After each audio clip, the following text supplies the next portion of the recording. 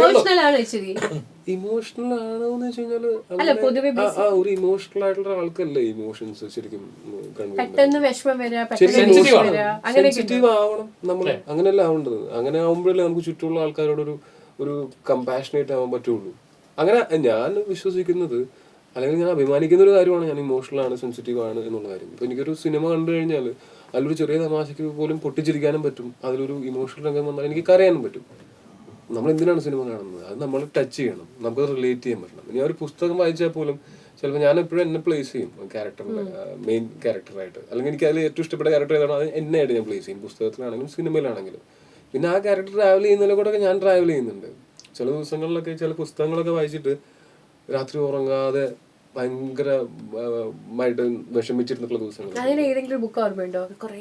ഞാൻ നമ്മുടെ ഈ ഓത്ത് ഓഫ് വായുപുത്രാസ് ഉണ്ട്, അത് മറ്റേ ശിവ ട്രയോളജിയുടെ തേർഡ് ബുക്കാണ്, മറ്റേ അമീഷിന്റെ ശിവ ട്രയോളജി. അതില് ഞാൻ ശരിക്കും ആ ഫസ്റ്റ് ബുക്ക് വായിച്ചപ്പോൾ തന്നെ ട്രാവൽ ചെയ്യണം എന്ന് തീരുമാനിച്ചിട്ടുള്ള സ്ഥലങ്ങളുണ്ടായിരുന്നു കുറെ. ഞാനപ്പോ on the way to Uttarakhand ആയിരുന്നു, ഈ ഹരിദ്വാർ ഋഷികേശ് ഒക്കെ പോവാണ്. അല്ല, ഞാൻ ആ ബുക്ക് വായിച്ച് ഫസ്റ്റ് 2 ബുക്ക് വായിച്ചു കഴിഞ്ഞപ്പോ തേർഡ് ബുക്ക് ഞാൻ പ്രീ ഓർഡറും ചെയ്തിട്ട് ആ ബുക്ക് വായിച്ചുകൊണ്ടിരിക്കുന്ന സമയത്താണ് എന്റെ ട്രാവൽ. അപ്പൊ ഞാൻ ട്രെയിനിൽ ഇരുന്നിട്ടാണ് ഈ ബുക്ക് വായിച്ച് തീർക്കുന്നത്. അപ്പൊ ടുവേർഡ്സ് എൻഡ് ഒരു ഭയങ്കര ഇമോഷണൽ ആയിട്ടുള്ള സീക്വൻസ് ഉണ്ട്. അതായത് ഞാൻ അവിടെ ഈ ശിവ എന്നുള്ള ക്യാരക്ടറായിട്ട് ഞാൻ എന്നെ തന്നെ പ്ലേസ് ചെയ്തിട്ടുണ്ട്. അതില് ഈ വൈഫ്, അദ്ദേഹത്തിന്റെ വൈഫ് മരിച്ചു പോകുന്ന ഒരു സീക്വൻസ് ഉണ്ട്. അത് ഭയങ്കര ഒരു എന്താ പറയാ, ഭയങ്കര ഒരു ഭംഗിയായിട്ട് അവർ എഴുതി വെച്ചിട്ടുണ്ട്. അത് തന്നെ ഭയങ്കരമായിട്ട് ഇമോഷണലി കുറച്ച് ദിവസങ്ങൾ ഹോണ്ട് ചെയ്തിട്ടുണ്ട്. ഞാനന്ന് നമ്മൾ ട്രെയിനിന്റെ കമ്പാർട്ട്മെന്റിന്റെ പുറത്ത് വന്ന് ഈ വാതിലിന്റെ അവിടെ വന്ന് കൈ പിടിച്ച് നിന്ന് പുറത്തേക്ക് ഞാൻ നോക്കി അലറി കരഞ്ഞിട്ടൊക്കെ ഉണ്ട്. കാരണം എനിക്ക് വെച്ചാൽ ഭയങ്കരമായിട്ട് ഇമോഷണലി എന്നെ ടച്ച് ചെയ്തിട്ടുള്ള ഒരു ഇതുപോലെ പല പുസ്തകങ്ങളും അല്ല. കാര്യം എനിക്ക് അങ്ങനെ എന്ത് ചെയ്യുകയാണെങ്കിലും അതിന്റെ എക്സ്ട്രീമിലേക്ക് പോകണം. അതുപോലെ ഈ ഖാലിദ് ഹുസൈനി എന്ന് പറഞ്ഞ റൈറ്റർ ഉണ്ട്, അയാളുടെ പുസ്തകങ്ങളിൽ കൂടെ നമുക്ക് പുസ്തകം വായിച്ചാൽ നമുക്ക് അഫ്ഗാനിസ്ഥാൻ എന്താണെന്ന്, അഫ്ഗാനിസ്ഥാന്റെ മൊത്തം ട്രാവൽ അറിയാം. അപ്പൊ അതിലുള്ള കുറെ കാര്യങ്ങളൊക്കെ ഇതുപോലെ നമ്മൾ ഭയങ്കരമായിട്ട് ഹോണ്ട് ചെയ്യുന്ന കാര്യങ്ങളുണ്ട്. പുസ്തകം വായിച്ചു കഴിഞ്ഞാലും ഭയങ്കരമായിട്ട് ഹോണ്ട് ചെയ്യുന്ന പുള്ളിയുടെ പുസ്തകം ഭയങ്കര ഫേമസ് ആണ്. റീഡിങ് ഭയങ്കര ഇഷ്ടമാണ്, സിനിമ കാണാൻ ഭയങ്കര ഇഷ്ടമാണ്. ഇപ്പൊ ഇതേപോലെ തന്നെ സിനിമ കണ്ടു കഴിയുമ്പോഴും ഇപ്പൊ ആകാശവും ഇതൊക്കെ എന്ന് കണ്ടാലും അത് ആരൊക്കെ അറിയാത്തത്. ഇപ്പൊ അത് വെച്ചാൽ അതും ഒരു നല്ല കാര്യമല്ലേ? അപ്പോഴല്ലേ ഞാൻ ആ സിനിമ എൻജോയ് ചെയ്യുന്നത്. അല്ലാതെ മരം പോലെ ഇരുന്ന് കാണാനായിട്ട് മറ്റേ വെറും ഒരു മൾട്ടിപ്ലക്സ് ഓഡിയനായിട്ട് ഇരുന്നിട്ട് എന്തായാലും കാര്യമുള്ളൂ. സിംഗിൾ സ്ക്രീൻ ഓഡിയനായിട്ടല്ലേ നമ്മൾ സിനിമ. ഇപ്പൊ അതൊക്കെ വന്നു തുടങ്ങി, നല്ല കാര്യമാണ്, പോസിറ്റീവ് ആയിട്ടുള്ള മാറ്റമാണ്. ഞാൻ ബാഹുബലി 1 കാണാൻ പോയ സമയത്ത് ആരും ഒന്നും മിണ്ടുന്നില്ല. പക്ഷെ ഇപ്പോഴും എന്താ അറിയാമോ, ഞാൻ കൈയടിച്ച ആ ഒരു ഇതാണ്. പക്ഷെ സിനിമ അങ്ങനെയാണ്. സിനിമ എന്നല്ല, ജീവിതത്തിലും അങ്ങനെയല്ലേ? എല്ലാ ചെറിയ ചെറിയ കാര്യങ്ങൾ എൻജോയ് ചെയ്ത ഓരോ മൊമെന്റും ജീവിച്ച് തീർത്ത് വേണം മുന്നോട്ട് പോകാനായിട്ട്. ചെറിയ ചെറിയ കാര്യങ്ങൾ സന്തോഷിക്കുകയും ചെറിയ ചെറിയ കാര്യങ്ങൾ ദുഃഖിക്കുകയും ചെറിയ ചെറിയ കാരണങ്ങൾ കൊണ്ട് സ്നേഹിക്കുകയും ചെറിയ ചെറിയ കാരണങ്ങൾ കൊണ്ട് വെറുക്കുകയും ഇതൊക്കെ വേണം. എല്ലാം ചിലപ്പോൾ വലിയ വലിയ കാര്യങ്ങൾ വന്നു കഴിയുമ്പോൾ നമ്മളൊന്നും മൈൻഡ് ചെയ്യില്ല.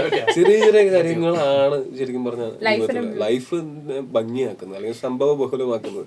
ഇപ്പൊ ഈ ബുക്കിന്റെ കാര്യം പറഞ്ഞിട്ട് ഞാൻ ചോദിച്ചോട്ടെ, ഒരു ചുമ്മാ തമാശക്ക് ചോദിക്കുന്നതാണ്. ഇൻ കേസ് ഒരു പുരാതന സ്റ്റോറിയോ ഒരു ഹിസ്റ്ററി സ്റ്റോറിയോ അല്ലെങ്കിൽ അങ്ങനെ ഒരു ക്യാരക്ടർ ഇപ്പൊ ബാഹുബലിയൊക്കെ പോലെയൊക്കെ വരുവാണെങ്കിൽ അങ്ങനെയൊക്കെ ചിന്തിച്ചിട്ടുണ്ട്, ഇന്നൊരു റോൾ എനിക്ക് കിട്ടിയാൽ നല്ലായിരുന്നു? ഇത് ശിവ ട്രയോളജി വായിക്കുന്ന സമയത്ത് ശിവ എന്നുള്ളൊരു ക്യാരക്ടർ ഭയങ്കര അടിപൊളിയാണ്. എന്തെങ്കിലും സിനിമ വരുവാണെങ്കിൽ ആ ബുക്കിന്റെ ഒരു ഗുണം എന്ന് പറഞ്ഞു കഴിഞ്ഞാല്, സിനിമ അല്ല അല്ലെങ്കിൽ ആ ഒരു ബുക്ക് തുടങ്ങുന്ന സമയത്ത് ഇയാളൊരു ദൈവമാണെന്ന്, ഈ പറയുന്ന ക്യാരക്ടർ ഒരു സൂപ്പർ നാച്ചുറൽ പവേഴ്സ് ഉള്ള ആളാണെന്ന് അയാൾക്ക് പോലും അറിയില്ല.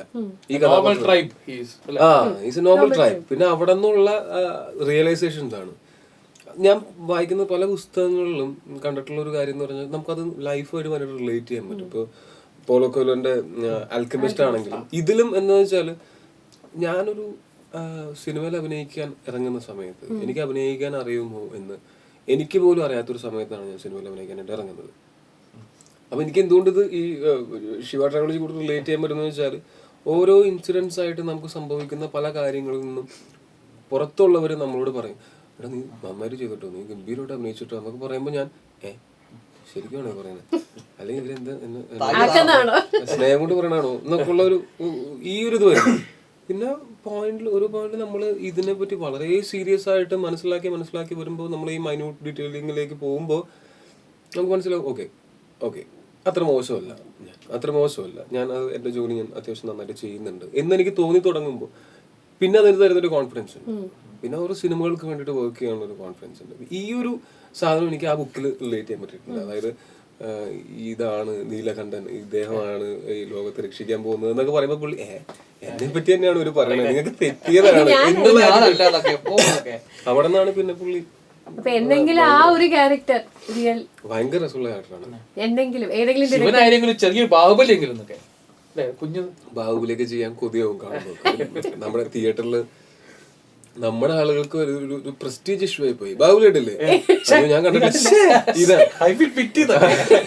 അങ്ങനെ ആയി. പക്ഷെ അതാണ് ആ സിനിമയുടെ ഏറ്റവും വലിയ വിജയം. അവരുടെ മാർക്കറ്റിങ്ങും ഭയങ്കര ഭംഗിയായിരുന്നു. അവർ ആ സിനിമയെ നല്ല വൃത്തിക്ക് എടുത്തു വെച്ചിട്ടുണ്ട്. ഇപ്പം ആക്ച്വലി ഭയങ്കര കട്ട ഹീറോയിസം ഒക്കെ മലയാള സിനിമ കാണിക്കുന്ന സമയത്ത് ചില സ്ഥലത്ത് അത് ദഹിക്കില്ല.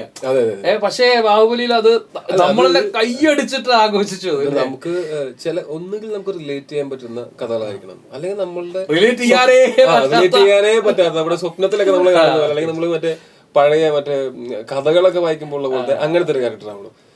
അത് അടിപൊളിയല്ലേ? അതായത് ചെയ്യുകയാണെങ്കിൽ അതിന്റെ എക്സ്ട്രീം പോവുക. അതാണ് ബാഹുബലിയിൽ ചെയ്തേക്കുന്നത്. അവരാണെങ്കിൽ അത് ഭയങ്കര ഭംഗിയായിട്ട് എടുത്തു വെച്ചിട്ടുണ്ട്. അത് അവർക്ക് എന്ന് വെച്ചാൽ ബോളിവുഡ് പോലത്തെ ഒരു ഇൻഡസ്ട്രി വരെ ഇത് കണ്ട് വായ്പൊളിച്ചിരിക്കും.